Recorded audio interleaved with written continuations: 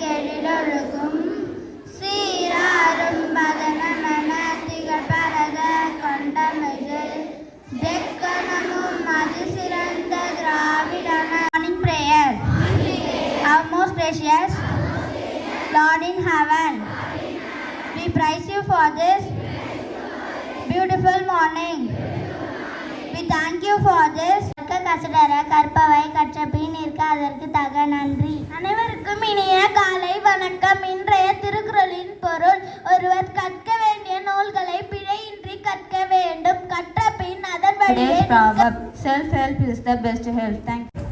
Good morning to all. Today's GK: which tree has no wood? Answer is banana. Good morning.